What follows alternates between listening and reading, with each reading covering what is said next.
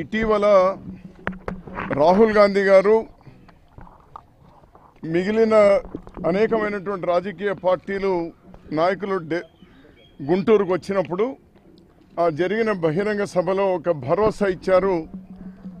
ఆంధ్రప్రదేశ్కు ప్రత్యేక హోదా, దానితో పాటు చట్టంలో పేర్కొన్న అన్ని అంశాలు, ఆనాడు ప్రధానిగా మన్మోహన్ సింగ్ గారు ఇచ్చినటువంటి అన్ని అంశాల అమలు కోసం మేమందరం కూడా కలిసి మీతో ఉంటాము అనేటువంటి భరోసా ఇచ్చినారు. అంతేకాకుండా పార్లమెంటు వేదికగా కూడా మీకు న్యాయం జరగడానికి మేము మీకు అండగా ఉంటాము అనేటువంటి మాట చెప్పినారు.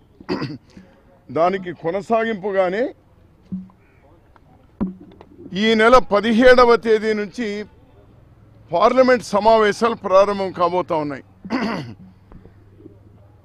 పెద్దలు పార్లమెంట్ సభ్యులు సుబ్బరామిరెడ్డి గారు, కేపీ రామచంద్రరావు గారు, జేడి శీలం గారు, రుద్రరాజు గారు, మేమందరం కూడా వచ్చి రాహుల్ గాంధీ గారిని కలిసి గుంటూరు సభలో జరిగినటువంటి విజయవంతంగా మీరందరూ పాల్గొన్న దానికి వాళ్ళకి ధన్యవాదాలు చెప్తూనే, పార్లమెంట్లో ఏ విధంగా మనం మళ్ళీ ప్రభుత్వం మీద ఒత్తిడి తీసుకొని రావాలి అనేటువంటి ఇన్పుట్స్ ఇవ్వడానికి వచ్చినాం.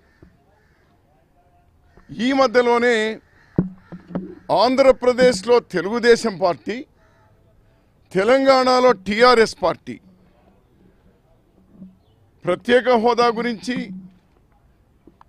లేక ఉక్కు కర్మాగారం గురించి, లేదా 7 జిల్లాలకు సంబంధించినటువంటి వెనుకబడినటువంటి ప్రాంతాల ప్యాకేజీ గురించి, రైల్వే జోన్ గురించి, లోటు బడ్జెట్ గురించి, ప్రత్యేక హోదా గురించి, మళ్ళీ ఇవి ఏమీ పట్టించుకోకుండా రాజధాని నిర్మాణ నిధుల గురించి, పోలవరానికి కావాల్సిన నిధుల గురించి ఇవి ఏమీ పట్టించుకోకుండా నిన్నటి రోజు ముఖ్యమంత్రి గారు, ఆంధ్రప్రదేశ్ ముఖ్యమంత్రి గారు వాళ్ళ పార్లమెంటు సభ్యుల సమావేశంలో అంటారు, మనకు ఈ పార్లమెంట్లో అసెంబ్లీ నియోజకవర్గాల పెంపుదలే మనకు ప్రధాన అంశము అని అంటారు. టీఆర్ఎస్ వాళ్ళు కూడా అదే అంటున్నారు. అంటే ప్రజల యొక్క బాగోగులు కానీ, ప్రజల అజెండా వాళ్ళకి అవసరం లేదు, రాష్ట్ర అజెండా అవసరం లేదు, చట్టంలో ఉన్నటువంటి అంశాల అమలు అవసరం లేదు, ప్రత్యేక హోదా అవసరం లేదు, ఆనాడు ప్రధాని ఇచ్చినటువంటి హామీలు అమలు వాళ్ళకి అవసరం లేదు. వాళ్ళకి కావాల్సిందల్లా కూడా అసెంబ్లీ సీట్ల పెంపుదల మాత్రమే. అసెంబ్లీ సీట్ల పెంపుదల కూడా చెయ్యాలి అని కాంగ్రెస్ పార్టీగా మేమే ఆ రోజు చట్టంలో పెట్టాం. కానీ ఈరోజు కేంద్ర ప్రభుత్వం కూడా తేల్చుకోవాల్సింది, ఏది మీ ప్రయారిటీ?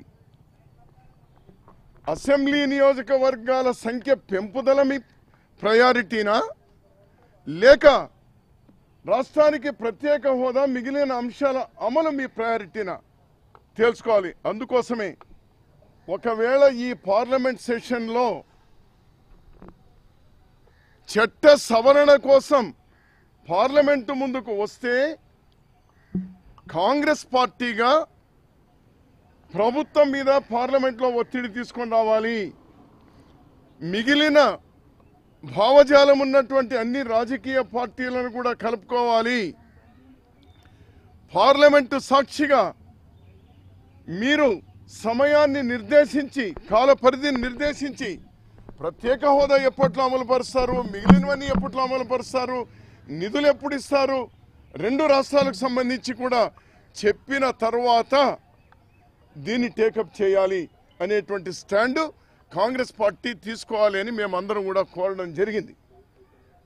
దానికి మా కాంగ్రెస్ పార్టీ ఉపాధ్యక్షులు రాహుల్ గాంధీ గారు సుముఖంగా వాళ్ళ సుముఖతను వ్యక్తం చేస్తూ, ఇది కరెక్ట్ అప్రోచ్, మనం ప్రజల పక్షాన్ని నిలబడదాం, మనం 2 తెలుగు రాష్ట్రాల ప్రజల పక్షాన నిలబడదాం, వారికి వాళ్ళ యావా టీఆర్ఎస్ వాళ్లకు ఎవరైతే కాంగ్రెస్ పార్టీ ఎమ్మెల్యేలు డిఫెక్ట్ అయి ఉన్నారో వాళ్లకు టికెట్లు కావాలి, సీట్లు పెరగాలి.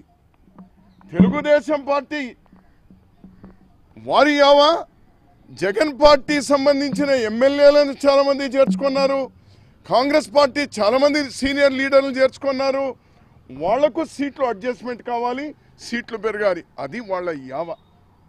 అంటే ఈ రెండు దగుల్బాజీ ప్రభుత్వాలు, ఆంధ్రప్రదేశ్ తెలంగాణ ప్రభుత్వాలు దగుల్బాజీ ప్రభుత్వాలు, ప్రజల అంశాలని, ప్రజల ఆశయాల్ని పార్లమెంటులో జరిగినటువంటి దాన్ని తుంగలో తొక్కి ఈరోజు రాజకీయ స్వార్థం కోసం వాళ్ళు కేవలం రాజకీయంగా వాళ్లకు ఇబ్బంది కలగకుండా సీట్లు పెంపే వాళ్ళు లక్ష్యంగా పార్లమెంటు ముందు తీసుకొని వస్తే కాంగ్రెస్ పార్టీ స్టాండ్ ఈ విధంగా ఉండాలి అని మేము రిక్వెస్ట్ చేసినాం.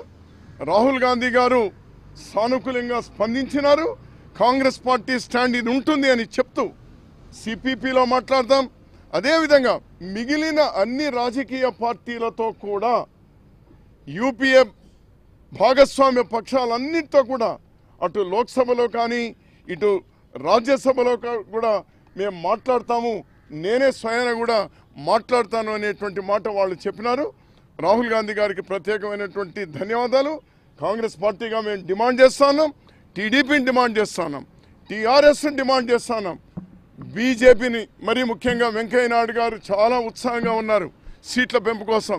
మీ ఉత్సాహం అంతా కూడా ప్రత్యేక హోదా మీద, మిగిలిన అంశాల అమలు మీద ఉంచండి.